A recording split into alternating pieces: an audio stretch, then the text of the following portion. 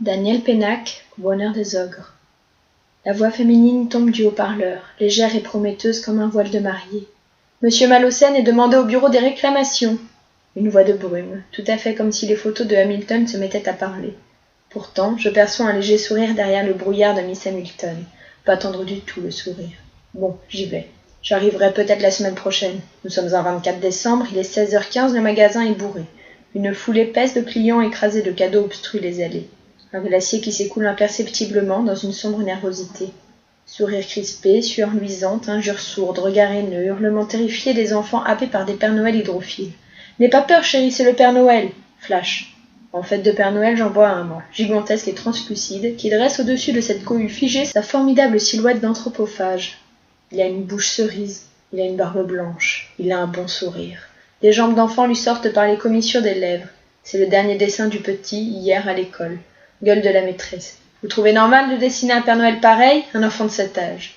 Et le Père Noël, j'ai répondu. Vous le trouvez tout à fait normal, lui? J'ai pris le petit dans mes bras, il était bouillant de fièvre. Il avait si chaud que ses lunettes en étaient embuées. Ça le faisait loucher encore davantage.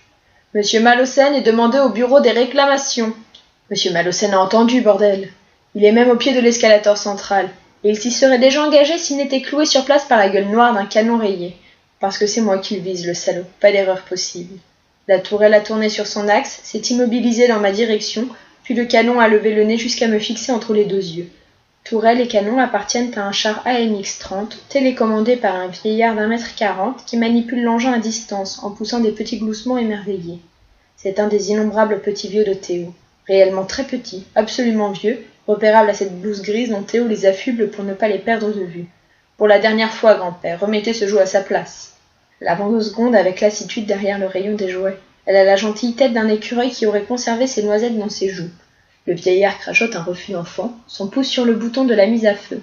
Je claque un garde-à-vous impeccable et dis « La MX-30 est dépassée, mon colonel. Bon pour la ferraille ou l'Amérique latine. » Le petit vieux jette un regard désolé sur son joujou, puis, d'un geste résigné, me fait signe de passer. Le sourire de la vendeuse me dédie un brevet de gérontologie. Cazeneuve, le flic de l'étage, surgit du sol et ramasse le char d'un air rageur. Décidément, il faut toujours que tu foutes la merde, Malocène. Ta gueule, Cazeneuve. Atmosphère. Son char envolé, le vieillard reste bras ballants. Je me laisse emporter par l'escalator avec un certain soulagement, comme si j'espérais trouver plus d'air en altitude. En altitude, c'est Théo que je trouve. Cintré dans un costard flamant rose, il fait la queue, comme d'habitude, devant la cabine de photomaton. Il me sourit gentiment. Il y a un de tes bébés qui sème le branle au rayon des jouets, Théo. Tant mieux, pendant ce temps, il n'ouvre pas sa blouse à la sortie des écoles. Sourire pour sourire, puis du coin de l'œil, Théo me désigne la cage en verre des réclamations. On dirait qu'on s'occupe de toi là-dedans. En effet, il ne me faut pas une seconde pour comprendre que Lehman est au boulot depuis un certain temps. Il est en train d'expliquer à la cliente que c'est entièrement ma faute. Les larmes jaillissent à petits jets brefs des yeux de la dame. Elle a rangé dans un coin un bébé obèse rentré en force dans une poussette déglinguée.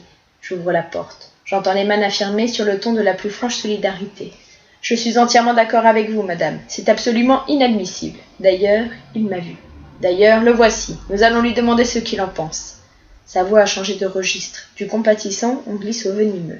L'affaire est simple. Lehman me l'expose avec une tranquillité d'hypnotiseur.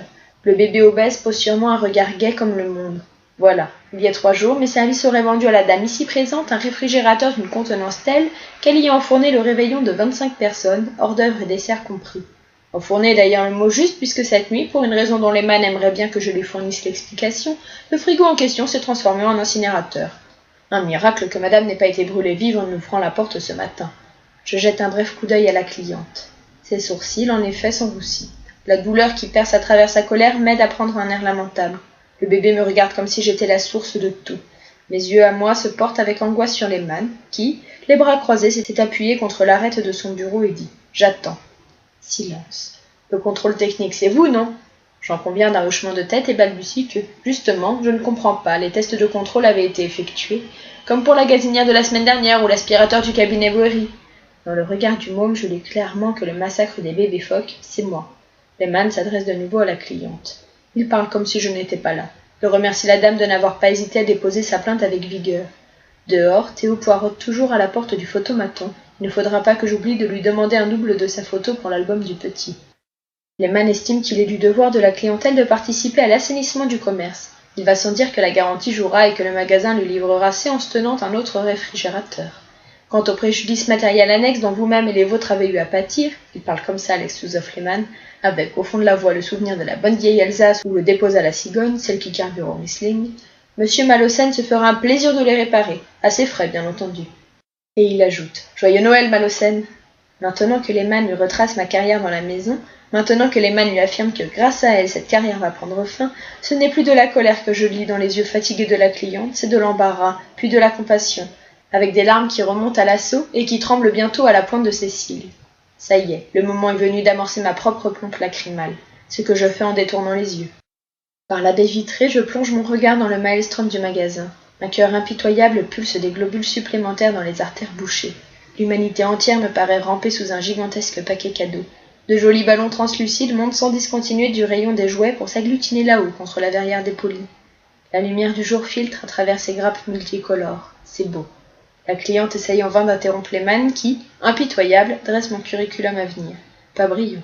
2 ou 3 emplois minables, nouvelles exclusions, le chômage définitif, un hospice et la fosse commune en perspective. Quand les yeux de la cliente se reportent sur moi, je suis en larmes. Lehmann n'élève pas la voix. Il enfonce méthodiquement le clou. Ce que je vois dans les yeux de la cliente maintenant ne me surprend pas. Je l'y vois, elle. Il a suffi que je me mette à pleurer pour qu'elle prenne ma place. Compassion. Elle parvient enfin à interrompre Lehmann au milieu d'une respiration. Machine arrière toute. Elle retire sa plainte. On se contente de faire jouer la garantie du réfrigérateur, elle ne demande pas plus. Inutile de me faire rembourser le réveillon de 25 personnes. À un moment ou à un autre, Lehmann a dû parler de mon salaire. Elle s'en voudrait de me faire perdre ma place une veille de fête. Lehmann a prononcé le mot Noël une bonne vingtaine de fois. Tout le monde peut faire des erreurs. Elle-même, il n'y a pas si longtemps, dans son travail. 5 minutes plus tard, elle quitte le bureau des réclamations muni d'un bon de commande pour un réfrigérateur neuf. Le bébé et sa poussette restent coincés une seconde dans la porte. Elle pousse, avec un sanglot nerveux. Lehmann et moi restons seuls. Je le regarde un moment se fondre la pêche, puis « Coup de pompe ou quoi ?» je murmure. Belle équipe de salauds, hein. Sa gueule d'aboyeur s'ouvre toute grande pour me répondre, mais quelque chose la lui ferme. Sur la montre du ventre du magasin, c'est une explosion sourde, suivie de hurlements.